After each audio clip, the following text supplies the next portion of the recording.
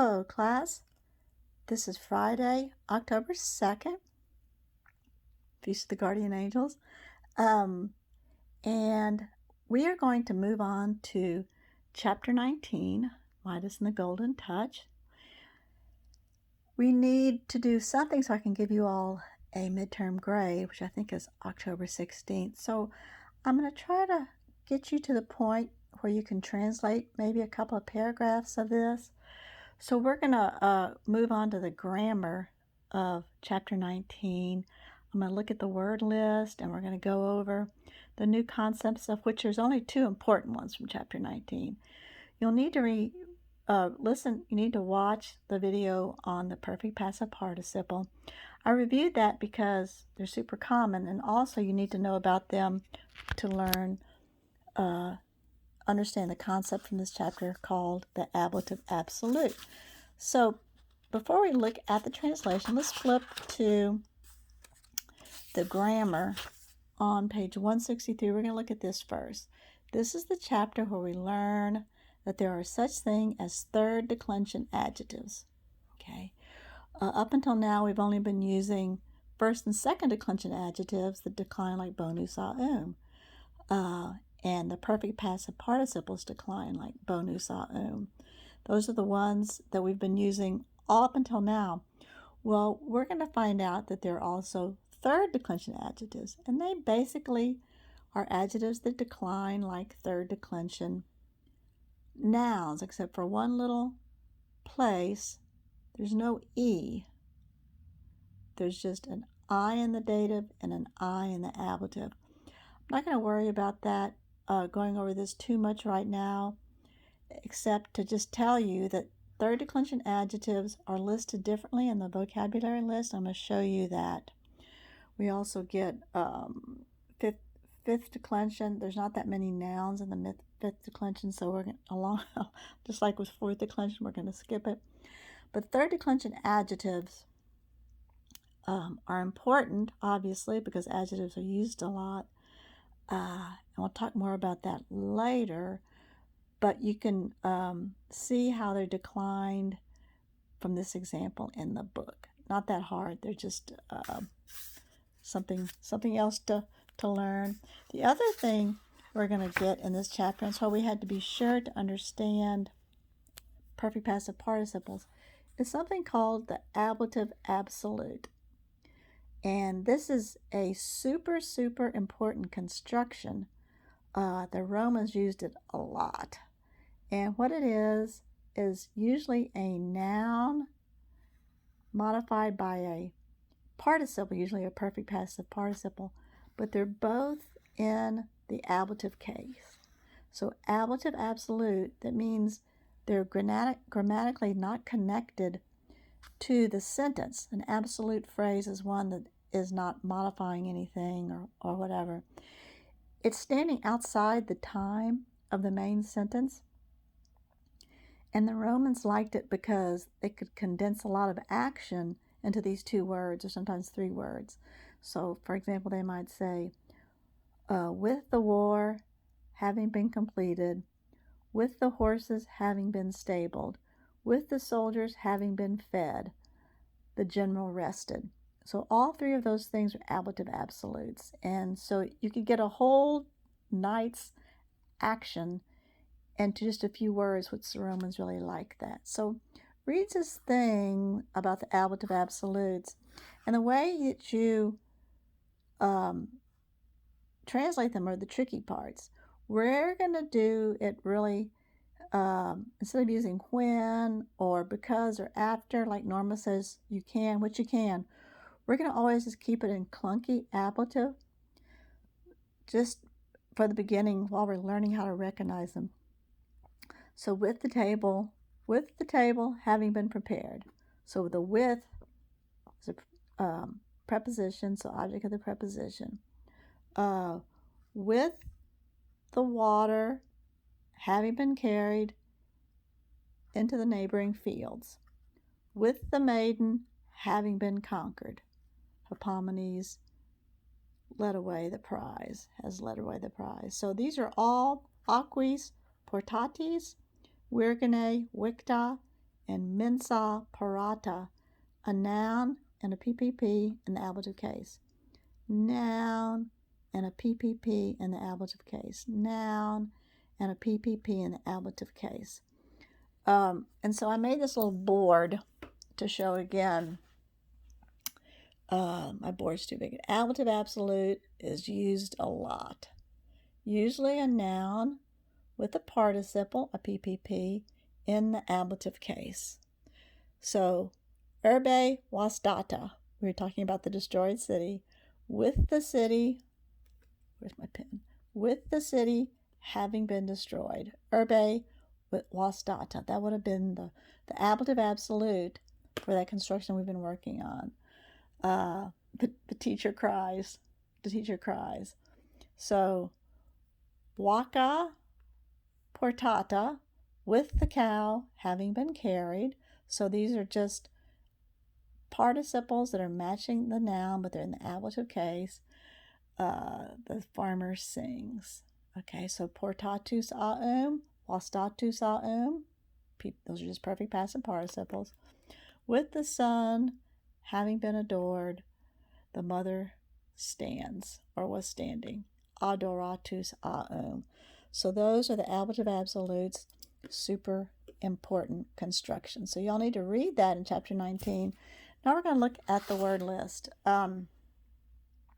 So y'all can look at these nouns and, first, second, third declension. There's a gnarly fifth declension, DAs, which you can skip or just look up. And race, rei, means a thing. So the res publica and medias res is from that word. But we're going to skip the nouns and we're going to look at the verbs. So we have bibo, bibere, bibitum, having been drunk, to drink. Credo, creditum, having been believed. Edo, edere, ediisum, having been eaten.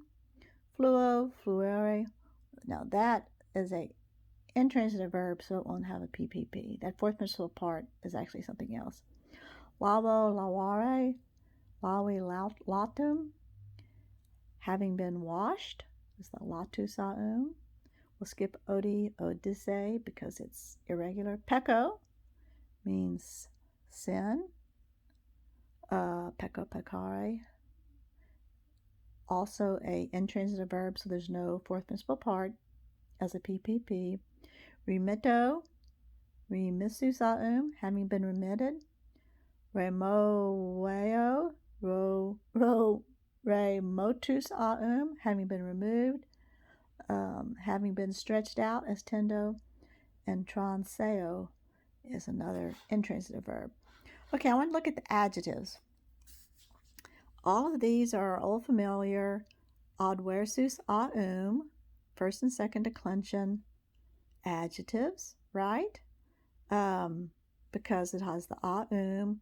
So they match the nouns, they modify. So the A ending for feminine nouns, the UM ending for neuter nouns, and the US ending for masculine nouns. So that's what our old familiar adjectives look like. And then we're going to get to this page, and this is what third declension adjectives look like. They have a comma and then an E. Okay, so that's the one that's declined in the book. So when these are in the adjective section, we'll say, aha, that's those third declension adjectives, and they're declined like third declension nouns. So and then on onustus aum means laden. Secundus aum means following. And then we have talis and virides, third declension adjectives. Okay, so we're going to have to get used to that. Third declension adjectives. So now, let me see what else is in this chapter.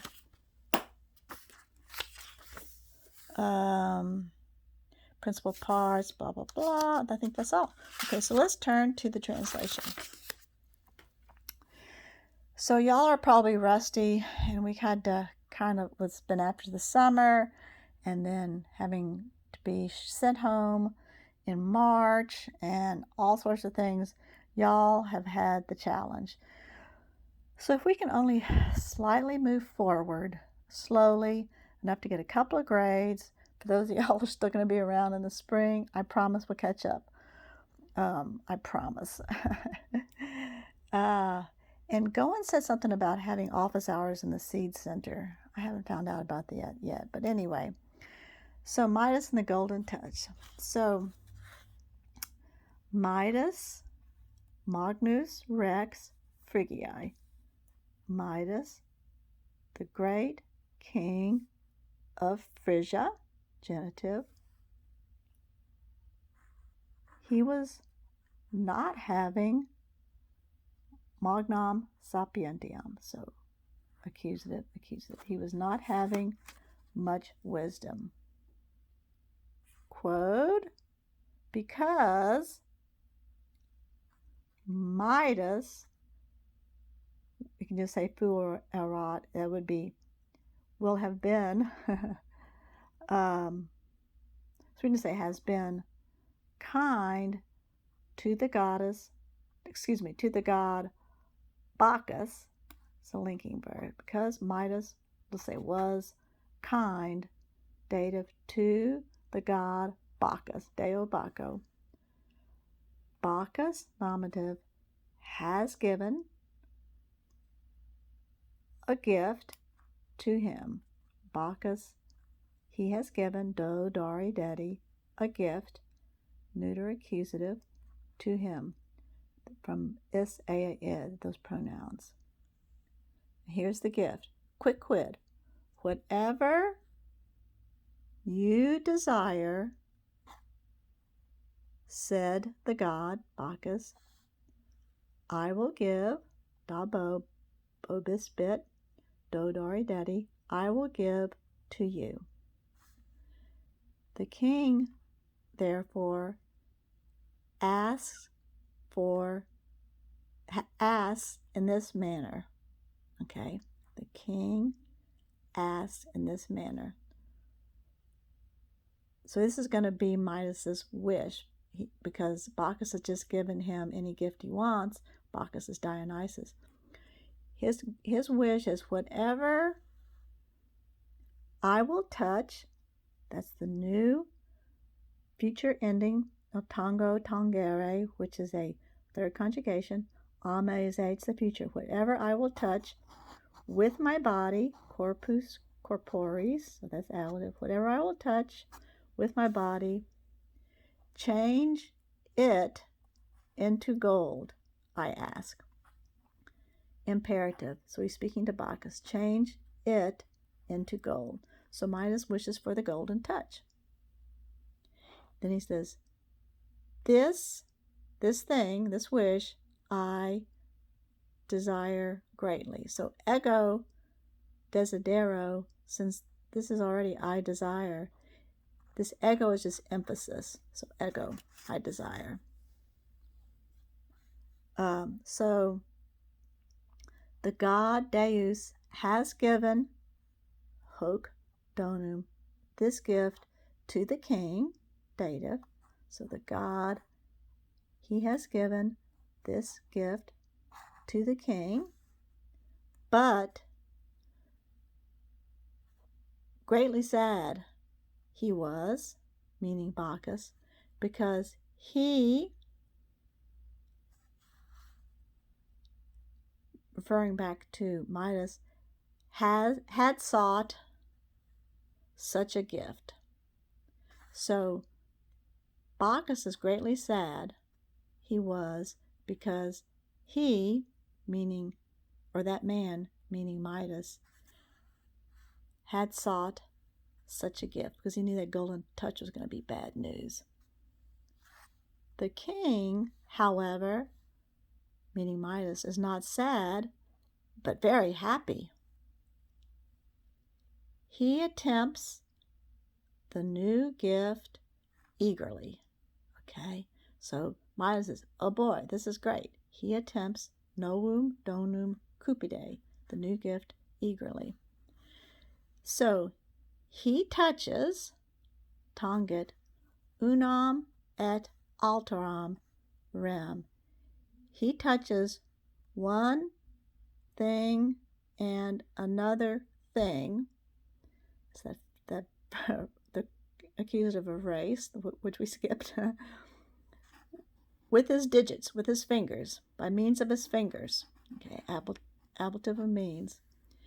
Scarcely he believes the fortune. Okay. So, let's just go through verum est. I'm just going to go over and point out if I see any ablative absolutes. Verum est. Ubi ramum viridem. That's one of our new third declension adjectives. Ex arbore carpet. Ramum aurum Midas manu, by means of his hand, holds. Saxum quoque manu tactum in aurum mutator. Okay, this is a good one. This is from muto mutare, so that is passive voice. Okay, passive voice from change. Dona quoque quereres, the gift of Ceres, also. Okay, carpta, from carptus aum, it's having been plucked. So that's a perfect passive participle. It's going to match something else.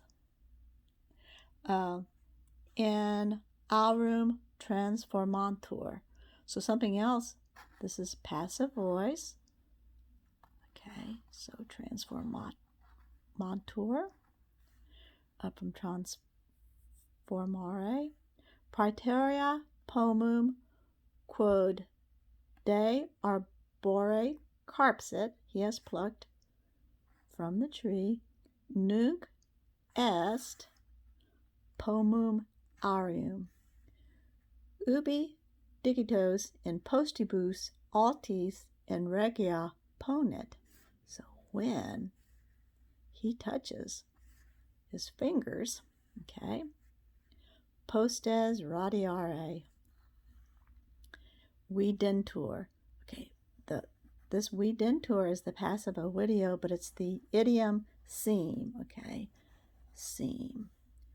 Ubi ille manus liquidis aquis lavat. When that man washes his hands, okay, with liquid water. Aqua in liquidum aurum. In liquidum, in plus accusative, motion in two.